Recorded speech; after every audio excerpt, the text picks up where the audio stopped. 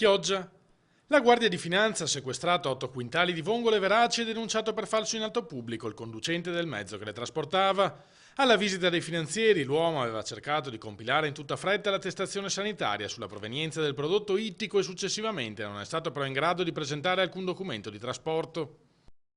Marghera sorprende il ladro che le sta sfilando il portafoglio dalla borsetta e viene malmenata, ma riesce comunque a far arrestare il malvivente. È accaduto su di un autobus. La vittima, un agente di polizia penitenziaria, ha rimediato a una prognosi di 15 giorni. Il ladro, un 51enne veneziano, preso in consegna dalle forze dell'ordine allertate da un altro passeggero, è stato denunciato per rapina, resistenza a pubblico ufficiale e lesioni e si trova ai domiciliari. Mestre. Un agente della Guardia di Finanza di Venezia è stato denunciato dopo essere stato sorpreso a rubare un paio di calzini da un grande magazzino. L'uomo, che aveva regolarmente pagato altra merce, aveva però nascosto sotto i vestiti i calzini del valore di pochi euro da cui aveva tolto il dispositivo antitaccheggio.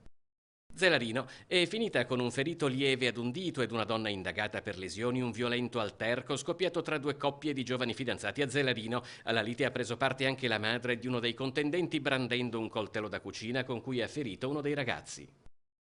Mestre. I vigili del fuoco sono intervenuti in nottata sul Canal Salso nei pressi di Via Torino per l'incendio di un'imbarcazione lunga 7 metri.